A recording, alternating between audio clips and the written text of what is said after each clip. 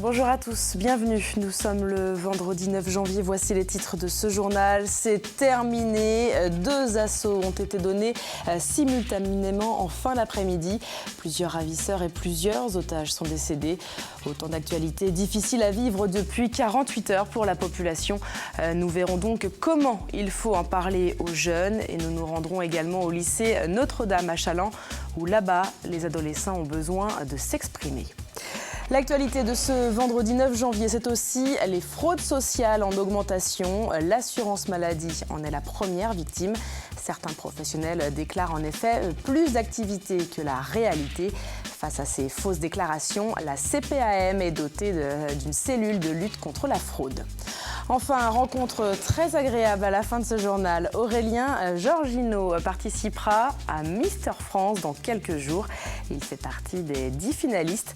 L'occasion pour nous de découvrir un peu plus ce Sablais de 25 ans qui souhaite devenir mannequin. C'est donc terminé. Après 48 heures d'horreur, aujourd'hui, 2 prises d'assaut ont été lancées à quelques minutes d'intervalle. 3 preneurs d'otages sont décédés durant les opérations. Avant ça, 2 prises d'otages ont eu lieu. L'une dans une imprimerie de Dammartin-en-Goële, en Seine-et-Marne.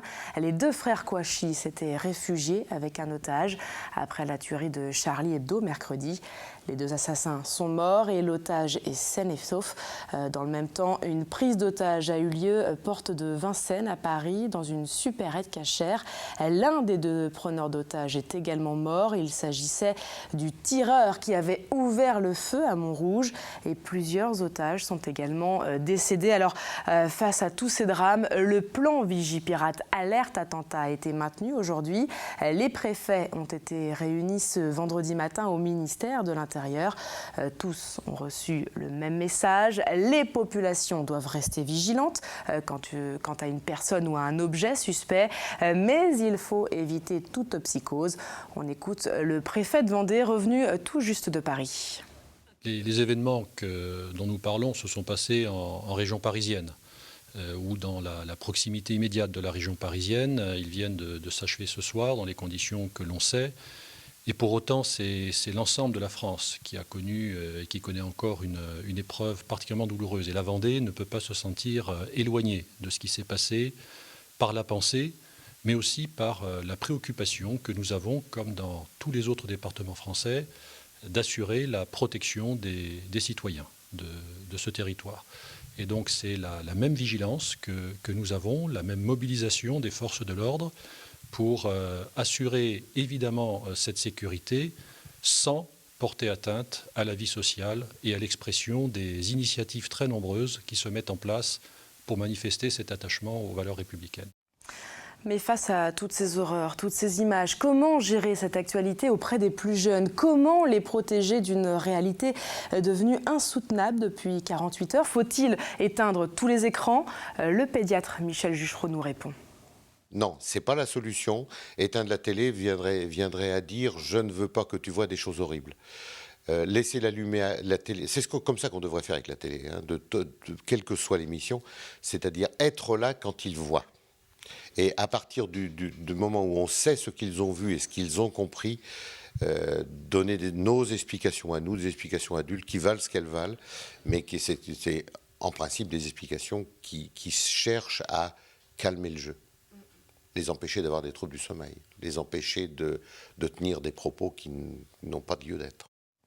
Dans les écoles, ce vendredi, on a évidemment également parlé de toutes ces actualités. Exemple au lycée Notre-Dame à Challans, où là-bas, comme ailleurs, les jeunes ont besoin de s'exprimer sur ce qu'ils ont vu et entendu. Reportage de Pierre Dalicieux. C'est le lendemain matin, en me réveillant, que j'ai vraiment eu les larmes aux yeux, carrément. Alors que la veille, j'avais pas compris. Ce matin, ces élèves avaient besoin d'en parler, de se vider la tête de toutes ces choses qu'ils ont vues depuis mercredi. Des événements marquants qui font naître un peu partout, mais également ici, dans cette classe, le besoin d'être ensemble. On a besoin, c'est impressionnant tout ce qui se passe aujourd'hui, on a vraiment besoin. C'est pour nous, on est là, on est solidaires entre nous, il y a une prise de conscience, on doit en parler. On doit, c'est notre liberté aussi, donc voilà. Il faut tous faire front face à ça en fait. Ouais, tous. C'est la meilleure façon de réagir de toute façon. On peut pas être tous... si on est divisé, ça ne servira à rien. Ils auront réussi leur coup dans ce cas-là. On ne peut pas être divisé face à ça. Pour leur professeur de français, que des événements d'ampleur nationale bouleversent autant son programme, c'est certainement une première. Ces cours informels sont pour beaucoup d'élèves et d'enseignants un moyen de prendre du recul. Ça m'est arrivé d'évoquer le 11 septembre, d'évoquer d'autres événements comme ça tragiques, mais d'être vraiment dans le ressenti, dans l'actualité. Je crois bien que c'est la première fois pour moi en tant qu'enseignante du moins. Même si beaucoup connaissent, peu d'entre eux ont grandi avec Charlie Hebdo. Ces crimes commis restent néanmoins une tragédie qui dépasse de loin le journal. Même si on ne connaissait pas le quotidien et qu'on ne suivait pas le Charlie Hebdo, on est affecté parce que cette menace n'a pas été la menace uniquement d'un simple média, mais ça a été la menace pour la France, pour une république, pour une liberté d'expression. Discuter, c'est aussi remettre les choses dans leur contexte afin que chacun reparte avec la même information.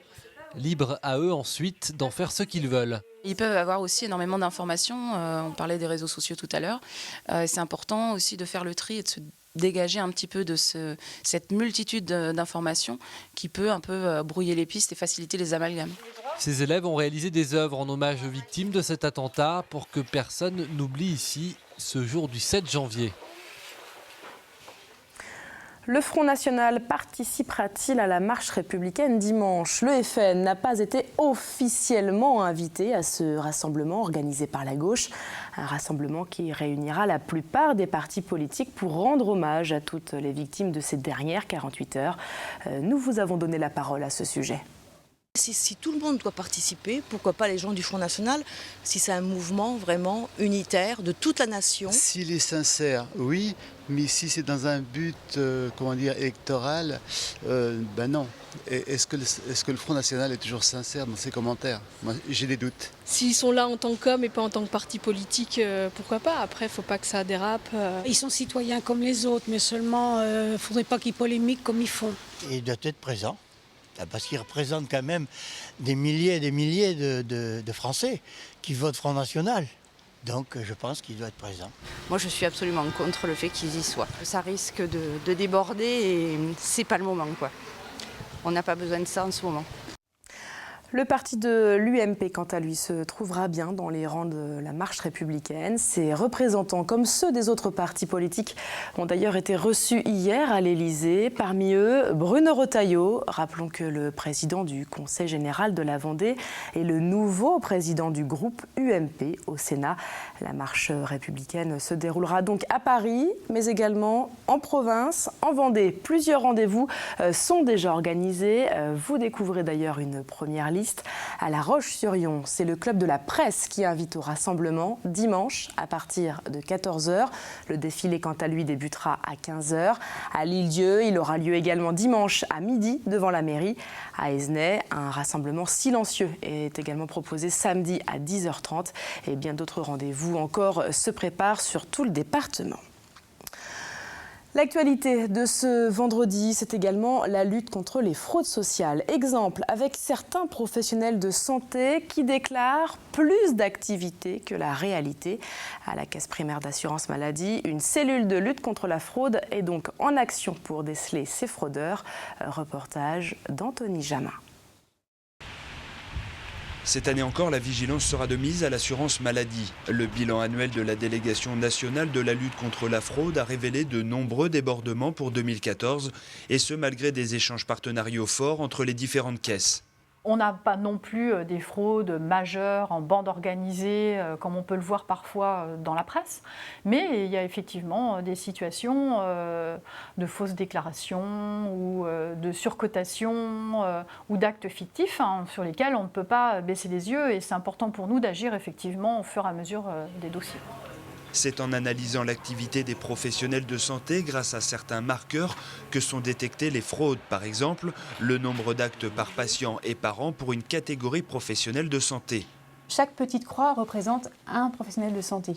C'est qu'en général, ils se situent tous entre 2 et 4, la moyenne est autour de 3. Et puis on voit qu'il y a quelques professionnels de santé qui se dégagent, et surtout un, puisqu'il est à presque 8 actes par an et par patient. Donc là, ça va mériter d'aller voir. Il y a peut-être une explication tout à fait rationnelle, mais il y a peut-être aussi des actes fictifs, donc une fraude. Des fraudes qui coûtent évidemment cher à la caisse d'assurance maladie. Donc nous, ce qu'on veut rembourser, c'est uniquement des soins qui ont été dispensés. C'est par exemple un auxiliaire médical qui nous facturerait 130 séances de soins, alors qu'en fait, le médecin en a prescrit que 30. Donc lui, il obtient la rémunération de 100 séances qui, en fait, n'était pas du tout justifiée. Dès lors qu'il y a suspicion, une enquête est ouverte pour effectuer toutes les vérifications nécessaires. Ça peut être des contrôles très rapides auprès des assurés en arrêt de travail ou des enquêtes plus longues qui nécessitent d'aller voir l'employeur, étudier le poste de travail, rencontrer l'assuré dans son milieu professionnel. Chaque année, l'assurance maladie doit gérer 4 à 5 gros dossiers avec des montants de fraude importants. Pour les transgressions de moindre ampleur, c'est la commission des pénalités qui fixe les sanctions administratives et bien évidemment les trop perçus à tort doivent être restitués. Au chapitre culture, la folle journée se déroulera du 23 au 25 janvier sur toute la région. Comme chaque année, les places devraient rapidement se vendre et la billetterie ouvre d'ailleurs dès demain en Vendée. Rappelons que la folle journée invite le grand public à découvrir la musique classique. Et sur le département, La Roche-sur-Yon, Challans et Fontenay-le-Comte accueilleront l'événement devenu international. Les pompiers déménagent ce vendredi à Fontenay-le-Comte. Les soldats du feu ont en effet refermé l'ancienne caserne après 27 ans de service. Un moment évidemment toujours marquant pour les équipes. Grégoire de Châtillon a suivi les manœuvres. 10 h du matin, c'est parti pour le déménagement des pompiers de Fontenay-le-Comte. Salutations à la population avec un défilé en centre-ville pour enfin prendre possession de leur nouveau centre de secours. Ils sont 80, ces pompiers, à intégrer cette nouvelle caserne et aujourd'hui ils ont l'air plutôt contents. On arrive dans des locaux qui sont tout neufs, agréables à vivre.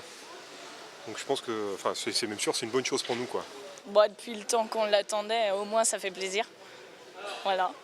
Puis ça va changer, au moins on n'aura plus froid, on aura chaud.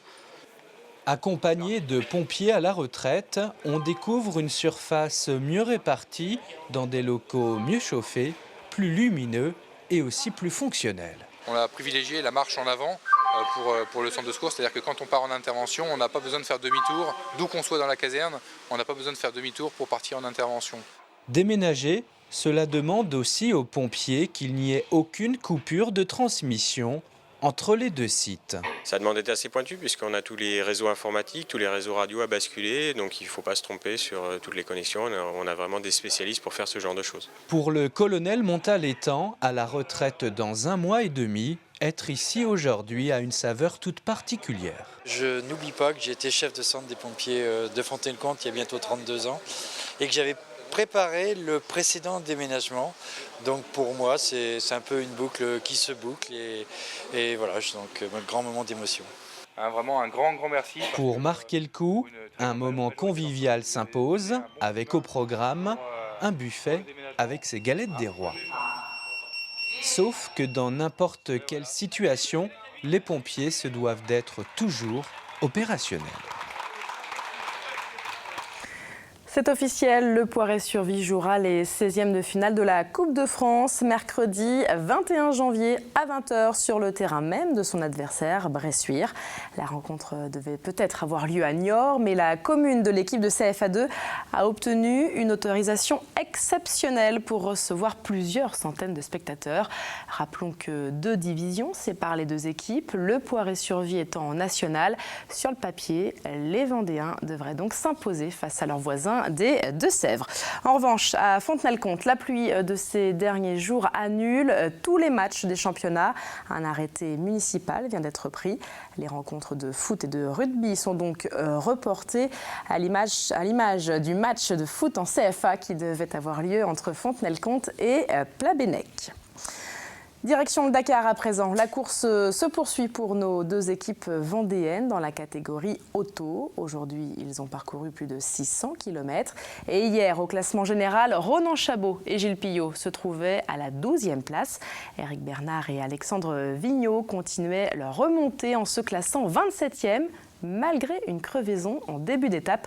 Et il reste encore 2 jours de course avant une journée de repos pour les concurrents automobiles.